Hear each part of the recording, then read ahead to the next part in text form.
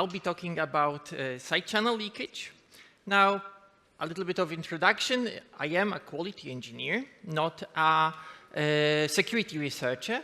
That means that my primary goal is slightly different than pure research. My intention in embarking on that quest is to show the absence of side channels in implementations, not just to find them. So this approach requires a universal, reproducible, and robust methodology that will allow me and my coworkers to verify different implementations on different platforms and different algorithms. Okay, universal approach, yes. So the scope is all libraries we ship in Red Hat Enterprise Linux, not just OpenSSL. Also, we need to have an approach that is universal, doesn't work only for C. We need to also work on different programming languages, Go, Java, pure assembly, whatever you have. And it also needs to be applicable to all the architectures that we support. So both Intel, ARM, PowerPC, S390, maybe other ones in the future, RISC-V, for example. So like we need an approach that is completely architecture agnostic. And finally, we want a solution that is independent of the environment, that we can also even use across the network, so that the actual implementation that we are testing is a complete black box, that we have just an interface. We don't know like what CPU it's running, we don't know how it was built, and so on. We want this kind of solution to also be possible, like testing this kind of implementations. The story begins with the robot attack. In that original attack against TLS implementations, against the RSA key exchange, the original researchers, Hanno Bock and others, have found that, yeah, a lot of implementations were vulnerable. Ours turns out not to be, because we had tooling to verify that before. They started to look at that stuff. But what they pointed out is that there may be, like they had, in the original robot attack, the signal was coming from alert messages that the server was returning or not returning. But they told that maybe there are problems with the timing of the responses too, and they haven't looked at that. So we decided to look at that. Unfortunately, the first proof of concept was giving inconsistent and non-reproducible results. So it wasn't something that we could go back to upstream and them accept it as, yes, that's a real issue. But it still hinted at a problem, even if it wasn't solid proof. So to better understand how that behavior, like how Bleichenbacher attack works and so on, I took a slight detour and attacked just the Python libraries, Python implementations, like M2 Crypto, Python Cryptography, Python RSA. Turns out that all of them have been vulnerable. Unfortunately, the vulnerabilities I found were quite easy to find, because in all cases, they were coming from stuff like raising an exception, so like completely different code path for returning the error, and that was giving a very big side channel, and that was very easy to detect. So not the subtle ones that I was seeing when looking at OpenSSL over the network. Now, the problem with all tools is that when we use them wrong, we may be able to drive that screw into the wood with a hammer, but there are better ways to use them, and they will give us better results. Turns out that the industry standard methods for handling that statistical testing, the ones that I was using to get those inconsistent results, are not exactly correct in that the analysis, like the standard most commonly used, the Crosby box test in network tests, that one was not statistically robust, because like it had a specific requirements for the data that it processes, and the normal way to collect the data will not provide that. So gives us in effect non-reproducible results. And then where's the problem? Is it the test? Is it the code that we're testing, and so on? So we need to use correct tools. So I'll be talking about the problem with timing measurements, how I built that reliable measurement methodology, how I applied it again to RSA encryption, and that led to the Marvin attack. Then I will talk about like how we looked past RSA to ECDSA and how we found leaks there too. And also I finalized it with a conclusion and path forward. So building reliable measurement methodology. Like with OpenSSL code, we are looking at 25-year vulnerability, or like 20-year-old at that point, and we are seeing problems. Like, is it really that we are seeing problems that nobody else saw for like 20 years, or is it the tool's fault? So basically, I took the problem apart and started with a very simple network server. That network server basically just reads 4 bytes from the network, puts it into a register, and then counts from that number to 0, and then returns that, yeah, I'm done. So that allows us to very easily audit that assembly that we compiled to verify that it's doing only that and nothing else.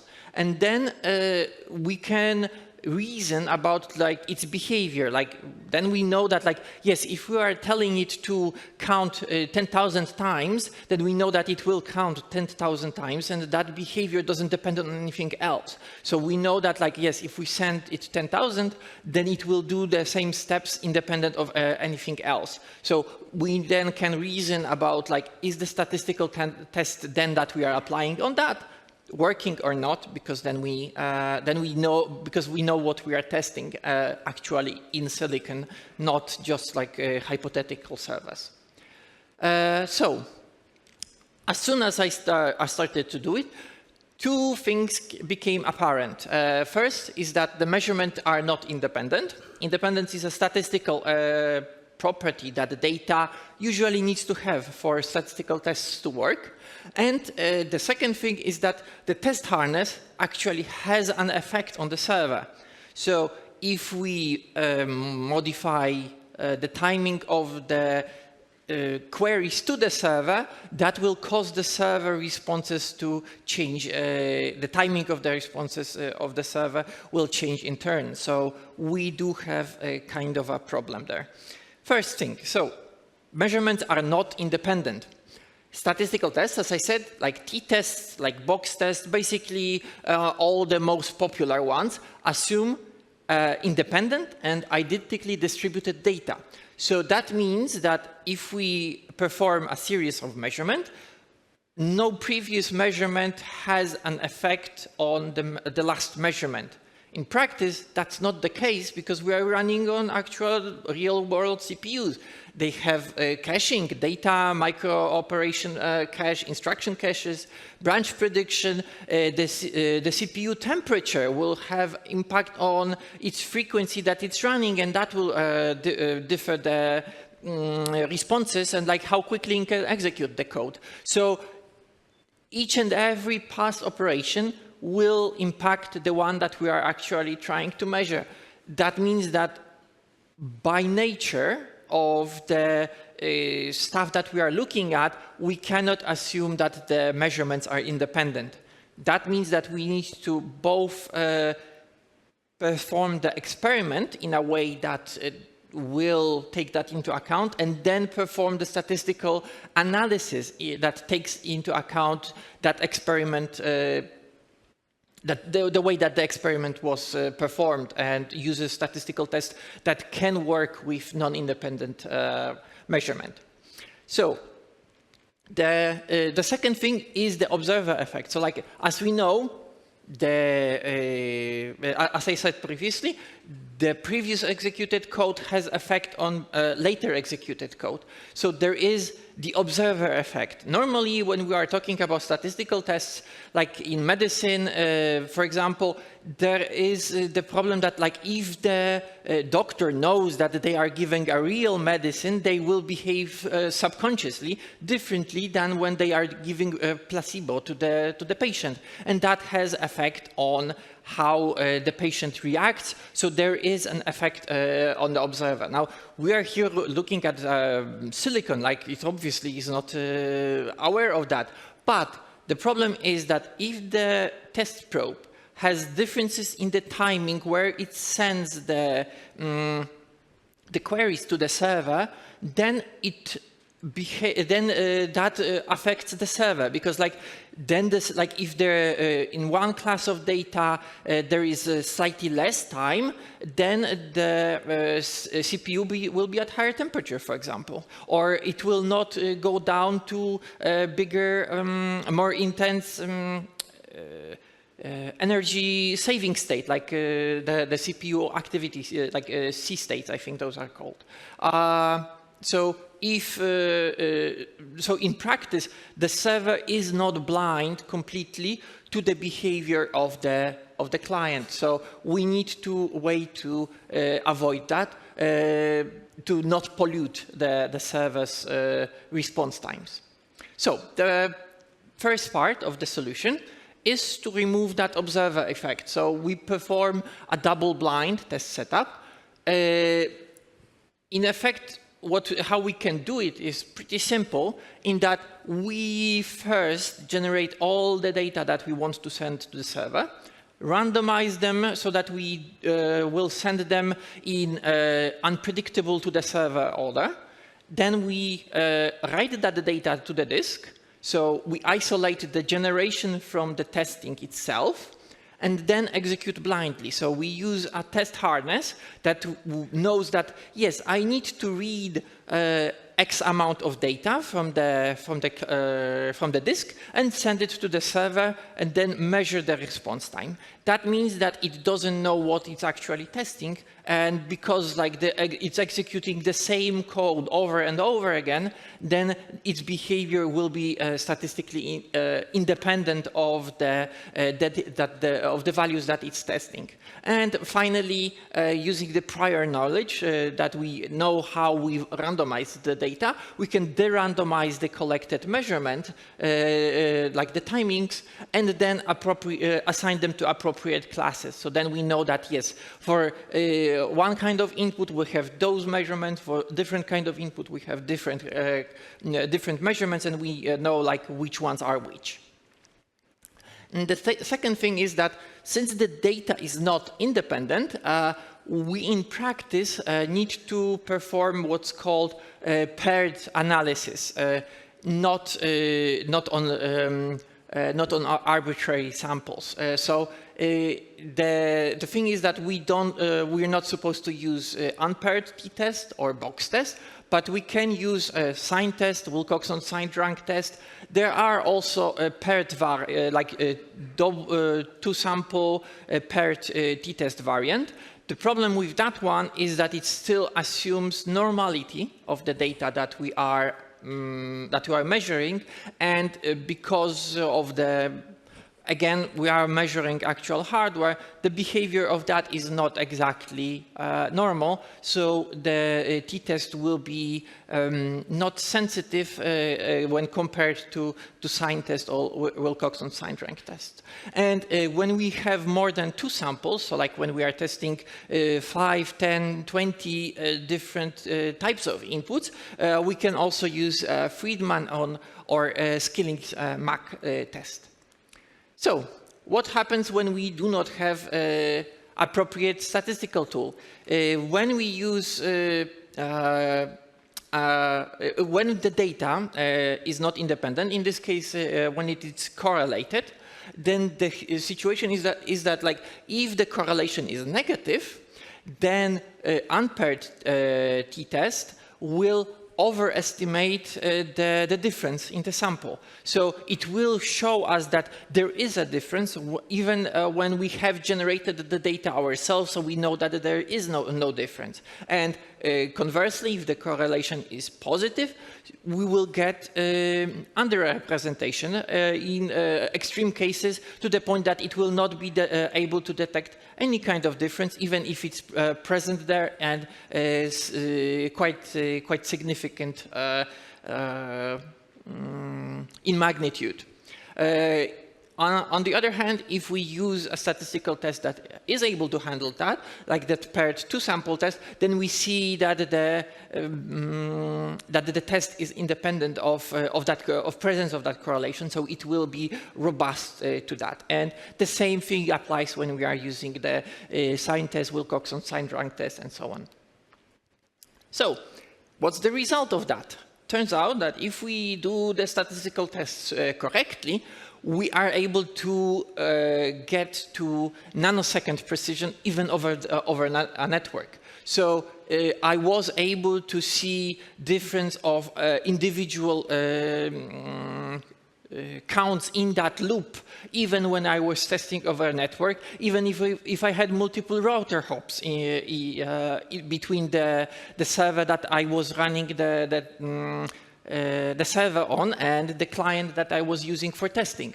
So even over plain old copper with very variable measurements in between, I'm still able to see this kind of very subtle differences. If I have less of a distance between, then that means that I just need fewer measurements to to get that same precision. So it turns out that measurements that they previously researchers were talking that are not possible, like the barrier was set at around 100 nanoseconds, turns out that it's very easy to break if you apply the statistical testing correctly. So the other problem is the statistical test that we are using, the frequentist approach, does allow us only to say, yes, there is a difference, or I don't know. So the thing is that we need to say when the data is enough for the phenomenon we are trying to measure. In this case, we can use bootstrapping that will estimate the confidence interval for the measurement. So like when we have those different measurements, we can calculate those individual differences, and we get a list of differences, which should be 0 if there is nothing on average. But that average will have some inherent variability, even if we replicate the experiment. But running the experiment takes time. So how we can say, like, what is the confidence interval for the data that we collected? The the solution for that is bootstrapping, and that procedure allows us to estimate that confidence interval. How that works is we have the population, so those are all theoretically possible measurements that we can collect. From that, we get a sample. So those are the measurements that we actually collected. And that original sample, we can say, okay, let's consider this to be representative of the distribution, which in our case, usually we have a good 10,000, if not hundreds of millions of measurements. So we can be sure that is quite representative. And that means that we can draw with replacement. So some measurement we can draw multiple times. And as a result, we get resampled samples. Then, by calculating the same statistical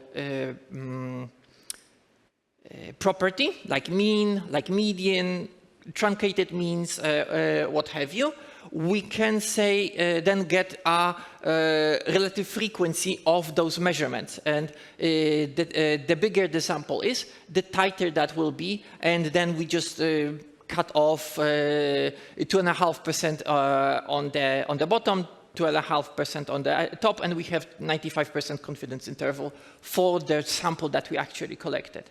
Now, my criterion then for absence of vulnerability is if a statistical test, like the sign test, like Friedman test, is negative, so it has a p-value of over 10 to -5, so 1 in 10,000. 1 in 100,000. And the 95% confidence interval is smaller than the duration of a single clock cycle, because all the operations in the CPU happen on the clock. Like, that's the only time that the CPU can return any kind of data to the rest of the system. So if we can show that the possible difference in the measurement is smaller than the clock cycle, then we can be reasonably sure that there is no differences for the inputs that we are testing with. So if on the other hand, if the interval is larger, that means that we just need to collect more data to make sure that, yes, there is no side channel.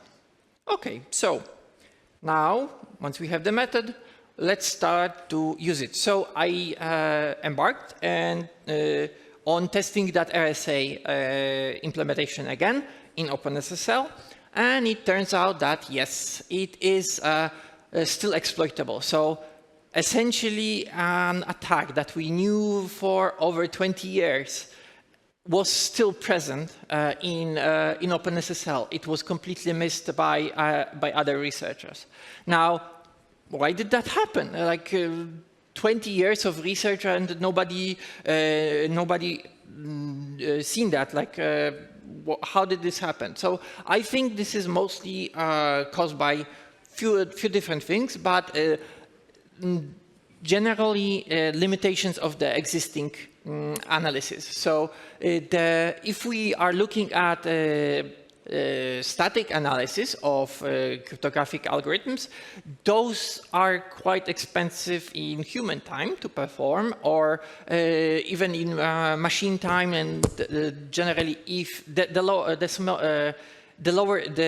the less code that you need to analyze it, the faster you can do it. So you want to focus only on the primitives. And the result was that everybody was looking at the exponentiation code, modular exponentiation code, because that was supposed to be the holy grail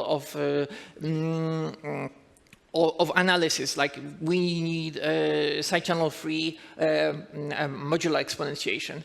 Now, with RSA, we can also apply blinding, where we take a random number, multiply the result by it before performing exponentiation, then perform the exponentiation, and then multiply by inverse of the first number to get unblinded results. So like the effect is that the modular exponentiation is not processing data that is easily correlated with the data that we get at the end, which masks, blinds, in effect, the actual calculation. The problem is that that unblinding step needs to also be performed in side-channel free way. And that code was not tested and written using big num, which is very easy to get wrong. So the actual vulnerability wasn't in the primitive, it was in the integration of that primitive to the rest of the code. So the result was that I have co-authored and published the Marvin attack, and I've tested many other implementations, close to 40, and 95 of them turned out to be vulnerable. The ones that weren't, mostly were basically not implementing RSA key exchange, or were, like the only two was boring SSL, and yeah, I think that was the only one that was actually implementing and not having a side channel. You can see on the Marvin page the listing of those implementations. So if RSA is leaky, what else is? Because like, yeah, again, like this is one of the oldest primitives that we have. So we should really look at other primitives. So the next one was ECDSA. The previous research from Brno Massachusetts University was published called Marvin attack, that was attacked mostly against smart cards or HSMs, and in it they concluded that OpenSSL was not vulnerable. The problem is that how they did it is they just graphed the results that they of the timings that they collected, and then based on those graphs said that yes, there is a difference, or no, there is no difference. So if the operation is taking a long time, then the graph scale will be large. If there is a lot of noise, then that noise will hide even very small differences.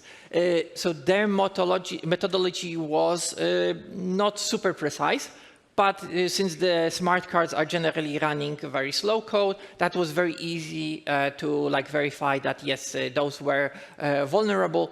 So we have paper we can publish. Now, when we apply my methodology that is able to go down to those single nanoseconds, it turns out that no, OpenSSL implementation again was not side-channel free. The thing is that the bit length of the nonce, so again, as in Minerva attack, was leaking. So this is the number that needs to be used once for every signature for the ECDSA algorithm to remain safe. If it's not safe, then the attacker is able to use that nonce when he or she is able to guess that value. Then they are able to recover the private key and break the whole system. So the issue turns out that while the scalar multiplication has been thoroughly examined by people, by researchers, the issue wasn't in the scalar multiplication. It was in the code that was generating that nonce. So again, it wasn't in the basic primitive that needs to be implemented for the algorithm, but in the surrounding code. And I worked with my colleague George Pantelakis and upstream developers to find the issue, identify it, because we needed to figure out which part of code it was actually leaking, and then we were able to verify the fix. Now the complexity of the complete fix was quite a bit bigger, because we have identified that there were 3 separate code paths that OpenSSL can take to perform ECDSA signatures. There is the one that generates random noise, so just uses the system randomness source for generating the nonce. There is also that deterministic approach for generating the nonce, so like it takes the actual message that we're signing and the private key to generate a random unpredictable noise, but unpredictable to the attacker, but one that is deterministic. And there was also a legacy API that uses externally provided nonce. So all three of those paths were vulnerable, each one in slightly different way, but again, basically in each and every case that was caused by using big num. And we also looked at other architectures, and it turns out that yes, Intel code was fine, but once we started to look at any other assembly, all of them were turned out to be vulnerable. And we again worked with upstream and maintainers of that code to get it fixed, and then verify those fixes that yes, indeed they are good. So the common denominator for that, for both of those vulnerabilities, at least most of the problem, is the big num code in OpenSSL. It is not inherently side-channel safe. It was written more as a general purpose big number arithmetic library than cryptography, than the library for doing big number arithmetic for cryptographic purposes. So in many cases, it leaks how much 0 bytes are in the beginning of any particular number. So like the smaller the number that we are processing, the faster the operations will be, and that is the information that we are looking for, both for generation of the nonce and like figuring out where the leakage is, and for RSA key attack, for Bleichenbacher attack. Both of those are working based. Thankfully, and now there is a pull request for hopefully addressing it. And as we have heard in the keynote, OpenSSL has received funding specifically to fix that. So hopefully this class of attack will be finally behind us. Now, once we have tested those two primitives, we are now deploying post-quantum cryptography. What about it? Turns out that, yes, this approach also works for ML-KEM. So we want to also start working on verifying that all those implementations are safe. I've started to work on ML-KEM, and initial testing seems to be that we don't have any problems. The next steps will be to verify all the different implementation, because for now I just focused on Intel, but the next steps will also be ML-DSA and any future post-quantum standards. Now, how confident I can be with those results? So, in practice, we have this testing deployed in production. So every new version that we are releasing of all those packages, we perform automated testing using those statistical tests. So we have run them hundreds of times. And we have run them even with very huge sample sizes, as large as 2 billion measurements for each class. And when we have fixed those vulnerabilities, we have not seen positive results. So, like, we have not seen any false positives, which is expected given the very strict alpha value, the cutoff for significance that we are using, the one in 100,000.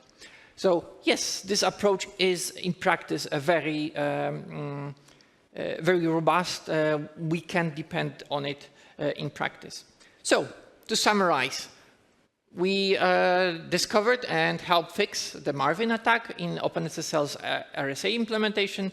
We have done the same with the Minerva attack on OpenSSL ECDSA, and we have identified that the big number really is a problem in OpenSSL that needs fixing. And we have developed a highly reliable universal methodology for detecting timing side channels across multiple different cryptographic primitives and possible implementations. So, to conclude, when you are using statistical tests, you need to verify your assumptions. The statistical tests really do work the way that the statisticians tell us, but you need to use them correctly. If you don't match any of the assumptions that the test makes, you will get the wrong results or unexpected results. So like you need to verify that the data that you are processing meets the expectations of the assumptions of the tests that you are running. And when you are performing timing analysis on actual hardware, independent assumption is almost always false. So, recommendations for practitioners. Assume lack of independence, then structure the tests as a double-blind experiment so that you know that the test harness cannot influence the server. Then use the right kind of maths for those tests. Employ the tests that are designed for paired data, so signed test, Wilcoxon signed rank test, and if you have more than 2 samples, Friedman test, Skilling's MAC test. And then quantify the uncertainty that you are seeing using bootstrapping, so that you know if the amount of data that you have collected is enough for the data to say with confidence that yes, we do not have a side channel anymore. Finally, materials. So the base library and toolkit that we are implementing, all that stuff, those statistical tests, is the TLS fuzzer. It's on GitHub. Then there is also a toy example where there is a server that requires password authentication. And the problem with it is that it uses checking 1 byte by, like that password byte by byte to see if it's valid for the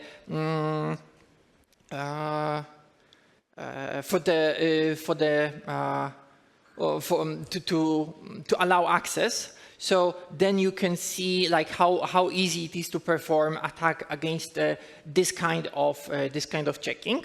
Then we have also published the toolkits for attacking RSA and ECDSA implementations on GitHub. And if you want to see how you can use this kind of approach for testing arbitrary precision arithmetic, I also created a very simple constant time multi-precision integer library with the test harness for testing that, yes, the individual primitives that you are using, like adding arbitrary precision integer or performing modular reduction and so on, it's there. And I also have started to work on the ML-KEM testing testing ML-KEM for side channels. And if you want to contact me about any of that stuff, you can reach me on email, and also in the after the presentation in the foyer. I like to talk about that stuff, but time for questions. Thank you. We ship binaries, not code. So we test the actual code that is in RPMs. So we focus on that. Yes, that binary has multiple assembly implementations. So we usually also like check if on different because like there are a few different implementations for RSA arithmetic, for example. So like, yes, we do tests on different CPUs to verify that on those CPUs is. But yes, the target for us are the actual binary implementation. So yes, we don't have to worry about the differences in behavior because yes, once we ship the RPM, it stays the same. You're not testing something somebody else might build with different compilers. Yes, we are not testing anything that anybody else could build. Thank you very much for a very interesting presentation. I have a question about exploitability. So the leakage method, I can most likely detects also leakages that are not exploitable. For example, if there is some very small. So do you actually try to execute it always, the attack, or how do you establish the exploitability? Like, I can imagine there will be real leakages that.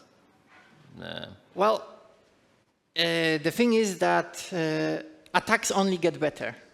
If we know that there is leakage, we can be able to, in the future, figure out like how to exploit in the practice. So when we are able to show that there is a correlation between the secret data and the timing of the code, that already is a huge red flag. So that usually means that we need to fix it. But yes, so like for ECDSA, the approach that we are, the practical approach we are using is such that it's not directly exploitable. But for RSA, the way that you perform the test and the way that you are performing the attack is basically indistinguishable. So yes, if you are able to show that there is leakage for RSA, in case of RSA, yeah, that does mean that the code is actually exploitable, not just leaky. Thank you very much. That's clear. One small question. So 95% that was mentioned for bootstrapping, that I assume is related to the significance level somehow, or the number itself.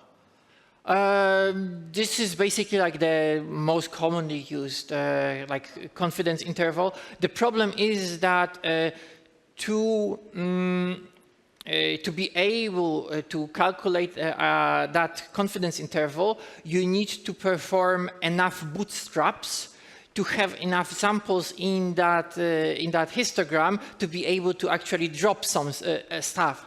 And for large sample sizes, that is already the most complicated calculation that we are performing for the testing. So this is basically a trade-off between how much time we are able to spend on calculation versus the time that we are okay with running the experiment for.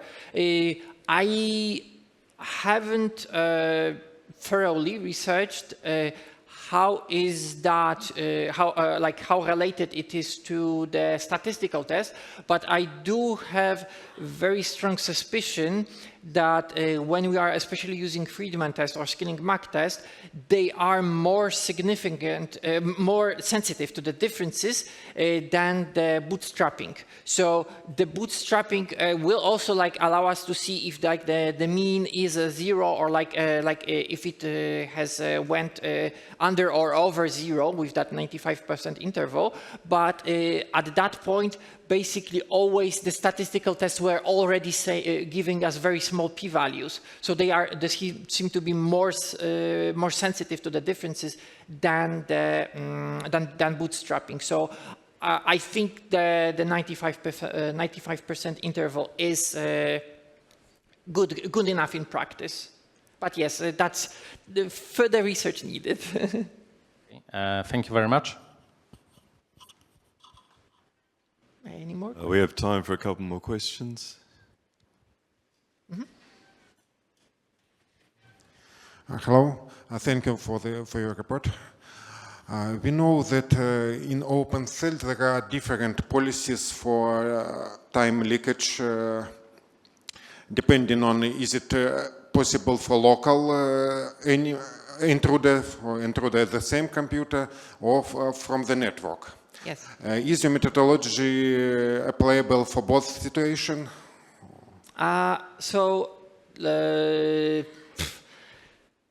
The problem is that it really depends on the attack that we are performing. So in case of RSA, like I said, the timing methodology, like the way that we are verifying for lack of leakage is the exact same way that we are performing the attack. So then you can show that, yes, if you can attack it over the network. For Minerva, it's much more subtle. So there, it very much like exploitability depends on like the size of the side channel. So in some cases, we weren't able to directly convince OpenSSL that, yes, this is a CVE-worthy vulnerability, but they did, in the end, fix it anyway. So just didn't assign CVEs for those leakages, for those, in my opinion, vulnerabilities still, because, like, yes, it's easy to say that, yes, if it's not over the network, it doesn't matter, but we do run stuff like containers, VMs, and so on, so this is a little bit of a cop-out, in my not so humble opinion.